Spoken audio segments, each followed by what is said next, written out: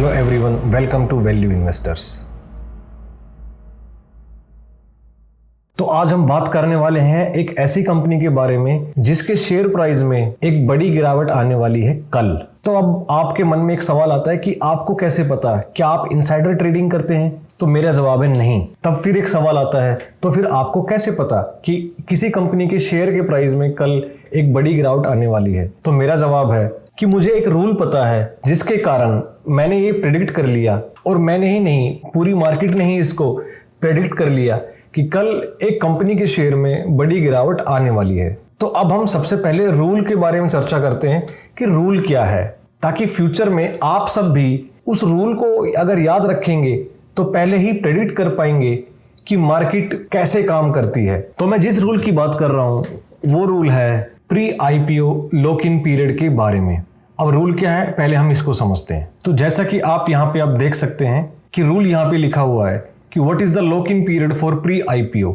मतलब इसका मतलब है कि जब कोई कंपनी अपना आईपीओ मार्केट में लेके आती है तो उसके पास मार्केट में आने से पहले ही कुछ ऐसे इन्वेस्टर्स होते हैं जो कंपनी में इन्वेस्ट करना चाहते हैं और वो कंपनी में इन्वेस्ट भी करते हैं। तो उनके लिए सेबी का एक रूल है। वो रूल क्या है कि ऐसे लोग जो मार्केट में आईपीओ आने से पहले ही कंपनी में इन्वेस्ट कर देंगे, जिनको हम प्री आईपीओ इन्वेस्टर बोल सकते हैं, वो जब शेयर मार्केट में लिस्ट हो जाएंगे तो वो तब तक अपने शेयर नहीं बेच सकते जब तक कि 1 साल पूरा ना हो जाए। तो इसको बोलते हैं 1 ear lock in period for pre IPO investors. तो अब हमें इस रूल को याद रख लेना है कि प्री आईपीओ इन्वेस्टर्स के लिए सेबी का रूल है वो ये है कि 1 साल तक वो अपने शेयर्स को मार्केट में सेल नहीं कर सकते। तो इसका मतलब ये हुआ कि ऐसे इन्वेस्टर्स जिन्होंने प्री आईपीओ किसी कंपनी में इन्वेस्ट किया था वो अब 1 साल के बाद अपने शेयर्स बेचने वाले हैं। तो अब हम सबको रूल समझ में आ गया है। तो अब हम जानना चाहेंगे कि हम किस कंपनी की बात कर रहे हैं जिसमें कल गिरावट आने वाली है। उस कंपनी का नाम है पेटीएम। और अब हम न्यूज पर भी आ गए हैं, जो आपकी स्क्रीन पर आप देख भी सकते हैं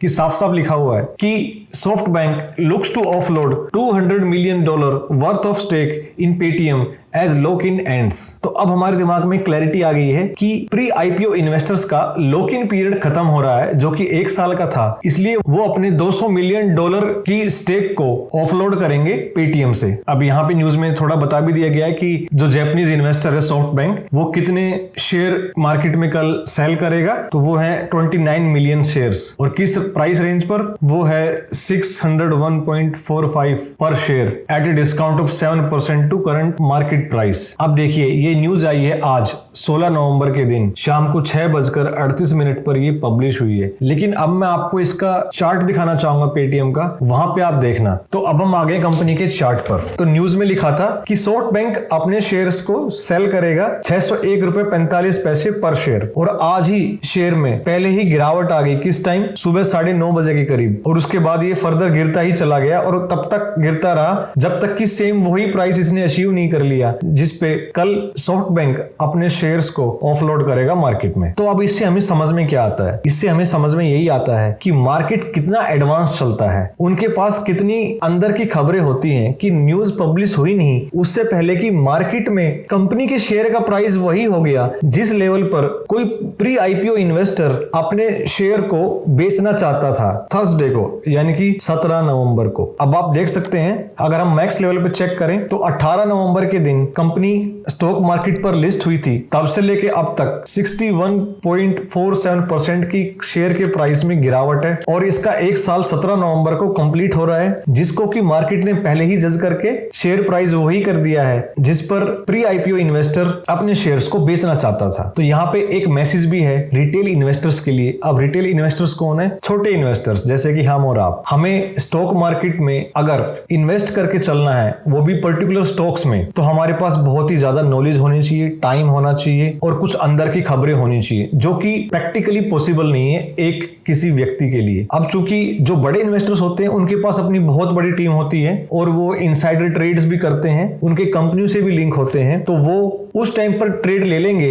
जिस टाइम पर आपको पता भी नहीं होगा, और जब तक आप तक खबर पहुंचेगी तब तक आपका पूरा पोर्टफोलियो रेड हो चुका होगा। तो इसीलिए मैं बोलता हूं केवल क्वालिटी स्टॉक्स में इन्वेस्ट करके चलिए। अगर शेयर का प्राइस नीचे भी आ जाए तो आप में वो हिम्मत होनी चाहिए कि आप दोबारा शेयर को खरीदें और अपनी प्राइस को एवरेज कर लें। और हमेशा ये जानने की कोशिश करें कि जब भी किसी कंपनी के शेयर के प्राइस में गिरावट आई है तो वो किस वजह से आई है। अगर वो इंटरनल रीजंस की वजह से आई है, यानी कि बिजनेस पर कोई इंपैक्ट आया है, तो आप क्विट कर सकते हैं। अगर कोई एक्सटर्नल रीजन है तो आप अपनी होल्डिंग्स को होल्ड करके भी चल सकते हैं और शेयर का प्राइस कम होने पर आप और भी ज्यादा बाय कर सकते हैं। इस कंपनी में मैं बाय करने की रेकमेंडेशन बिल्कुल नहीं दूंगा। जब से लिस्ट हुई है तब से लेके अब तक 62% के आसपास ये कंपनी का शेयर डाउन आ चुका है। कंपनी अभी भी लॉस मेकिंग कंपनी है। तो जब तक ये company at least break even point पर ना आ जाए तब तक हमें इस कंपनी में इन्वेस्ट करने से बचना चाहिए। ये आज की न्यूज सिर्फ आपके नॉलेज के लिए थी, तो आप इस पॉइंट को नोट करके चलिएगा। तो इसी के साथ वीडियो आपको इंफॉर्मेटिव लगा हो तो वीडियो को लाइक और शेयर कर दीजिए और चैनल को सब्सक्राइब कर लीजिए ताकि आने वाले सभी वीडियोस की नोटिफिकेशन आप तक सबसे पहले पहुंचती रहे। तो मिलते हैं अब नेक्स्ट वीडियो में।